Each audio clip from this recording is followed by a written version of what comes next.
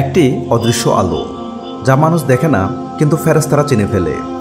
কখনো কি গভীর রাতে কারো নিঃশব্দ কান্না আপনি শুনতে পেয়েছেন? এটি এমন এক কান্না যা কেউ শুনতে পায় না, কিন্তু আসমান কেঁপে ওঠে।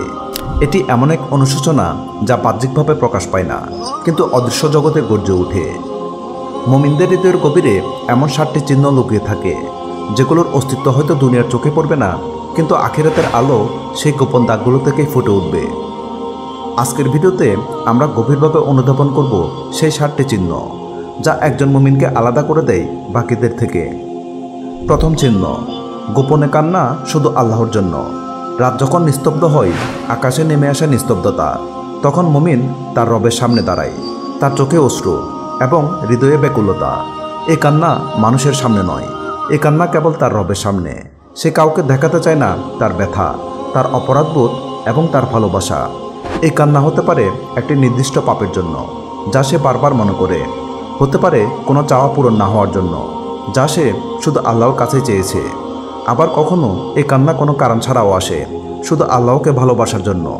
এ এক অনন্য প্রেম, যার ভাষা অশ্রু, যার বাহন নামাজ, যার ঠিকানা সিজদা। রাসূল সাল্লাল্লাহু আলাইহি সাল্লাম বলেছেন, যে ব্যক্তি একাকী অবস্থায় আল্লাহকে স্মরণ করে এবং তার চোখ বেয়ে অশ্রু ঝরে পড়ে, সে ব্যক্তি কিয়ামতের দিন আল্লাহর আরশের ছায়ায় থাকবে। এই কান্না ফেরেশতারা লিপিবদ্ধ করে। এক একটি অশ্রু হয়তো কিয়ামতের দিন পাহাড় সমান ওজন হবে। এমন কান্নার মর্যাদা এত বেশি যে হাদিসে বলা হয়েছে, এই চোখকে জাহান্নামের আগুন স্পর্শ করবে না। কতই না সৌভাগ্যের সে মুমিন যে গোপনে কান্না করে, কারণ সে জানে তার রব তার কান্না শুনেন। দ্বিতীয় চিহ্ন, হৃদয়ের গভীরে থাকা তাওয়াক্কুল। তাওয়াক্কুল এটি সেই শক্তি যা একজন মুমিনকে ভেঙে পড়তে দেয় না। বিপদ আসে, মানুষ ছেড়ে যায়, সব দরজা বন্ধ হয়ে যায়, তবুও সে ভরসা হারায় না, কারণ তার হৃদয়ের গভীরে আছে এক বিশ্বাস, আমার রবই আমার জন্য যথেষ্ট। তাওয়াক্কুল মানে হচ্ছে চেষ্টা করে ফলাফলের দায়িত্ব আল্লাহর হাতে ছেড়ে দেওয়া। মুমিন চেষ্টা করতে করতে কখনো ক্লান্ত হয় না, আবার ব্যর্থতায় কখনো ভেঙে পড়ে না। সে জানে আল্লাহর পরিকল্পনা তার চেয়ে শ্রেষ্ঠতর। সে দুনিয়ার কোনো চিত্র দেখে ভেঙে পড়ে না, কারণ সে জানে চোখে যা দেখা যায় তা সব নয়। হাদিস থেকে বর্ণিত, তোমরা যদি আল্লাহর উপর যথাযথ তাওয়াক্কুল করো, তবে তিনি তোমাদেরকে এমন রিজিক দিবেন যেমনটা তিনি পাখিদের দেন। পাখিরা সকালবেলায় খালি পেটে বের হয়, সন্ধ্যায় পূর্ণ পেট নিয়ে ফিরে আসে। তারা জানে না কোথায় খাবার পাবে, কিন্তু আকাশে উড়ে বেড়ায়। তেমনি একজন মুমিন জানে না তার আগামী রিজিক কোথায়, কিন্তু তার হৃদয় নিশ্চিন্ত, কারণ সে জানে তার রব আছে। তাওয়াক্কুলের আরেকটি রূপ হলো, মানুষের প্রশংসা বা নিন্দা তার জন্য গুরুত্বপূর্ণ নয়। সে জানে যদি আল্লাহ খুশি হন, তাহলে সবার বিরাট কোনো ক্ষতি করতে পারবে না, আর যদি আল্লাহ অসন্তুষ্ট হন, তাহলে দুনিয়ার সব ভালোবাসাও মূল্যহীন। তৃতীয় চিহ্ন, পাপের পর মন বিষণ্ণ হয়ে যাওয়া। পাপ করার পর যে মন ব্যতীত হয় না, সে মন মরতে বসেছে। কিন্তু একজন মুমিন কখনো পাপ করে আনন্দে থাকে না। তার পাপ তাকে পোড়ায়, রাতে ঘুমাতে দেয় না। সে ভাবে, আমি আমার রবের সাথে বিশ্বাসঘাতকতা করলাম। এই অনুশোচনাই হলো ঈমানের চিহ্ন।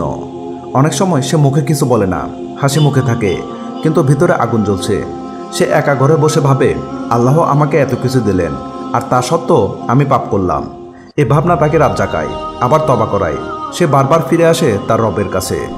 আল্লাহ সেই মুমিনকে পছন্দ করেন যে পাপ করে লজ্জিত হয়ে পড়ে। এমনকি আল্লাহ বলেন, আমার বান্দা পাপ করেছে, কিন্তু জানে সে আমি ক্ষমাশীল, তাই সে আমার কাছে ফিরে এসেছে। পাপের পর এই অনুশোচনায় মুমিনকে ফের সচ্চা করে। প্রতিটি কান্না, প্রতিটি তাওবা তাকে করে তোলে আল্লাহর আরও কাছে। চতুর্থ চিহ্ন, নামাজে হারিয়ে যাওয়া অনুভূতি। যে মুমিন নামাজে নিজেকে হারিয়ে ফেলে, সে এক অনন্য সম্পর্ক গড়ে তোলে তার রবের সাথে। তার তাকবীর উচ্চারণে থাকে প্রেম, তার রুকুতে থাকে বিনয়, সিজদায় থাকে আত্মসমর্পণ। সে নামাজে এমন এক স্তরে পৌঁছে যায় যেখানে দুনিয়ার সব শব্দ নিশ্চুপ হয়ে যায়। মনে হয় সে যেন জান্নাতের দরজায় কড়া নাড়ছে। রাসূল সাল্লাল্লাহু আলাইহি সাল্লাম নামাজকে বলেন আমার চোখের শীতলতা, অর্থাৎ নামাজে তার শান্তির উৎস। যে নামাজে হৃদয় অনুপস্থিত, তা হয়তো শরীরের ক্লান্তি আনে, কিন্তু আত্মাকে শান্ত করে না। কিন্তু যে নামাজে হৃদয় আছে, তা হয় জান্নাতের আবাস। মুমিন যখন কিরাত পড়ে, তখন সে যেন আল্লাহর কথাই শুনছেন। সে কান্না করে, কখনো দীর্ঘশ্বাস ফেলে। এই হারিয়ে যাওয়া অনুভূতি শুধু তারা পায় যারা নামাজকে দায়িত্ব নয়, ভালোবাসা মনে করে, যাদের সিজদায় কেবল কপাল নয়, হৃদয়ও ঝুঁকে পড়ে।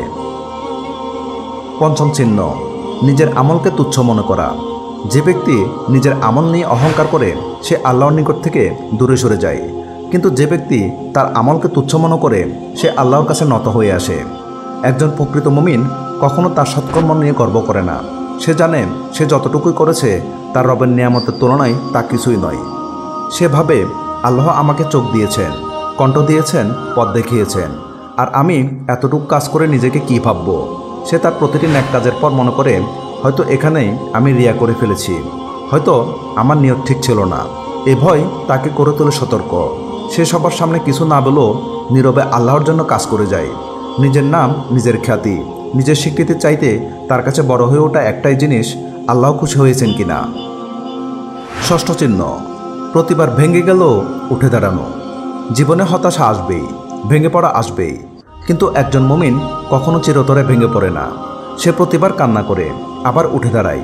তার ব্যথা তাকে থামিয়ে রাখে না, বরং প্রেরণা দেয় সামনে চলার। সে জানে আল্লাহ কখনো বান্দাকে এমন কষ্ট দেন না যা সে সহ্য করতে পারে না। সে ভেঙে যায়, কিন্তু টুকরোগুলো নিয়ে আবার গড়ে তোলে তার আশার প্রাসাদ। তার ধৈর্যই হয় তার সাহস, তার কান্নাই হয় তার প্রার্থনা। এই প্রতিবার ভেঙে পড়েও উঠে দাঁড়ানোর শক্তি আসে তার ঈমান থেকে। সে জানে জীবন এক পরীক্ষা, কিন্তু হাল ছেড়ে দেওয়া যাবে না। সপ্তম চিহ্ন, একাকিত্বে শান্তি পাওয়া।